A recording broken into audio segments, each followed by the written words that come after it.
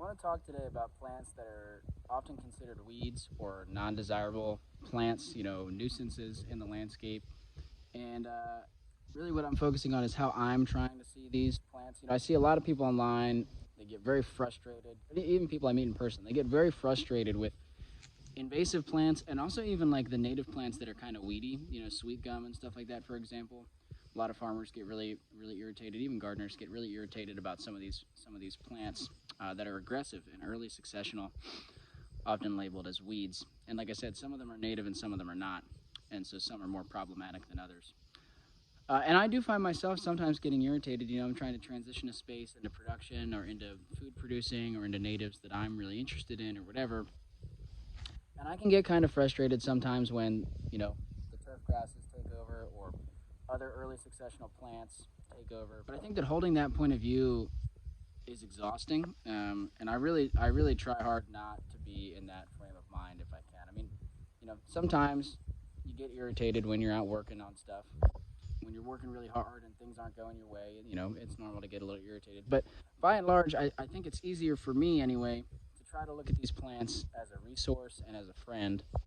And I try to be grateful for and love all the plants that pop up in my landscape, but that doesn't mean that I'm going to give them all equal care and equal opportunity to grow here, right? The example I have a lot of right now is sweet gum, which is an interesting example because it is native, but it doesn't really produce any food for humans. It doesn't have a ton of value to us. It certainly serves very important ecological roles, and it's important to have it in the landscape that it's native to. But a lot of our agricultural land and cropland becomes a monocrop of sweet gum if you don't do anything to it. And so we have more of it than we need in a lot of places. But what I'm going to talk about really works with pretty much any early successional aggressive plant that you don't want. There's an elm of some sort there. Around here we get a lot of privet, which I don't have any right in front of me, but there's a lot of privet in this landscape, which is not native and is somewhat problematic, actually. But this sweet gum, for example, I have cut this sweet gum now twice this year. You can see down here where I cut that.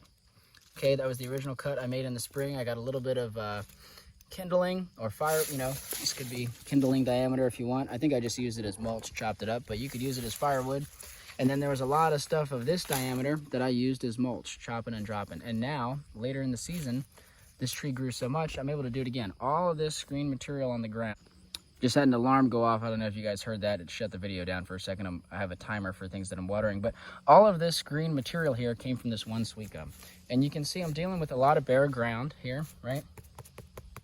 And it's better to have any amount of plant cover mulch than bare ground. And I'm helping out. I'm feeding and mulching this little walnut tree that I planted, little black walnut. Trying to help move it up into succession here. So this is a cut and come again resource. These sweet gums renew themselves. This tree will keep living into next year very easily. As long as you, honestly, with some of these, it's pretty hard to kill them. If you're not incredibly aggressive with the frequency of your cuts, you can cut multiple times a year on these trees and they'll stay living for a long time. There's really nothing new about this technique, right? This is old news, but it's fun to talk about and fun to do. This is a pawpaw tree here. And you can see I mulched this heavily with sweet gum and a little bit of elm. And I think it's going to thank me for it, or at least be happy about it. I've got all this grass. Same goes for grass clippings. And we can walk over here. There was some really tall grass of some sort. I'm not great at grass identification, but, I chopped some of this up and fed it to this hackberry. This guy's having a little bit of a rough time establishing. This was a big root ball when I planted it, and I haven't really been watering it that frequently. Probably should be watering it more. But anyway, I'm gonna drag the hose over here in a little bit. It's kind of far away from the spigot, so it doesn't get water as frequently as I probably should, but I think it'll hang in there. Yeah, so grass clippings, if you have a mower that can collect grass clippings, you can come through and cut, bag it, and dump it around each of your trees or in the compost pile. It's great green material. I don't have a bagger on my mower, so sometimes I try to run the mower in circles to try to blow it all into a pile that I can rake up, right? Or I do have a scythe. Sometimes I mess around with the scythe, right, to get some grass clippings. See here, more bare ground. I could use a lot of sweet gum. I actually kind of wish I had more that I could be chopping and dropping to put down on all these areas, I guess I probably ought to be taking advantage of some of these grass clippings more because I have more of that than the sweet gum. Need to break out the lawnmower and the scythe more often. But, that's sweatier work this hot time of year. Whereas coming along in the shade, just doing a little bit of snipping, much easier than pushing a lawnmower around, in my opinion. Another thing to note is, if you have a small wood chipper, not one of those giant toe behinds, but if you just have a small wood chipper, you can start chipping up some of these larger diameter branches. You could come over here and take a branch like this, right? Lop it off right there, allow some sunlight into this area down here. Chip all this stuff up and make your own wood chips on site. You could even try to chip some of this really small diameter stuff. And when you chip the smaller diameter, that diameter and smaller, you get really high quality wood chips because there's a lot of green material in there, right? A lot of the cambium and the leaf and the living part of the tree that's green. That stuff has more nitrogen, and so it breaks down faster. And so you don't really need to age those wood chips as much as you do wood chips when you're cutting, big tree trunks and stuff like that.